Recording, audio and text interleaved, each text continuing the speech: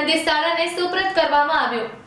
અંજાર નગરપાલિકાના chief officer Shri Tusharbhai ઝાલરિયા અને કચેરી અધિક્ષક શ્રી ખીમજીભાઈ પાલુભાઈ સિંધવના માર્ગદર્શન હેઠળ સેનિટેશન શાખાની ટીમ દ્વારા જાહેર માર્ગો પર વેચાતા ચારો જપ્ત કરવાની ઝુંબેશ શરૂ કરવામાં આવી છે, જેના ભાગરૂપે સેની ઇન્સ્પેક્ટર જીતેન્દ્રભાઈ જોશી, વિનોદભાઈ સામડિયા અને વિજયભાઈ આઈડી, રામજીભાઈ બબાભાઈ, મામદ હુસેન કુંભાર, સલીમ કુંભાર, મહેન્દ્ર આદિવાલ દ્વારા ઝુંબેશની કામગીરી શરૂ કરવામાં આવી હતી, જેમાં શહેરના જુદા જુદા વિસ્તારમાંથી જાહેર માર્ગો પર ગેરકાયદેસર વેચાતા રંજકા સહિતની ચારાનો જથ્થો છેલ્લા 2 દિવસમાં 30 મણ જેટલો જપ્ત કરવામાં આવ્યો હતો।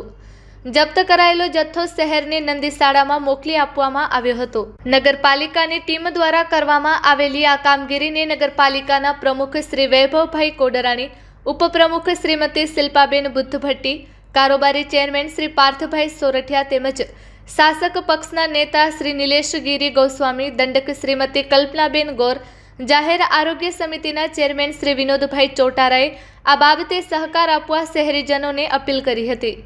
અત્રે ઉલ્લેખનીય છે કે શહેરમાં આ રીતે વેચાતા ચારાના કારણે જાહેર માર્ગો પર રખડતા ઢોરોના કારણે નાના મોટા અકસ્માતના બનાવો બનતા હોય છે, ત્યારે અંજાર નગરપાલિકા દ્વારા સુરક્ષા અને પ્રજાના સુખાકારીના ભાગરૂપે આ પગલાં લેવામાં આવ્યા છે। આવતા દિવસોમાં પણ આ ઝુંબેશ ચાલુ રહેશે। Report by Bharti Makhijani, Anjar.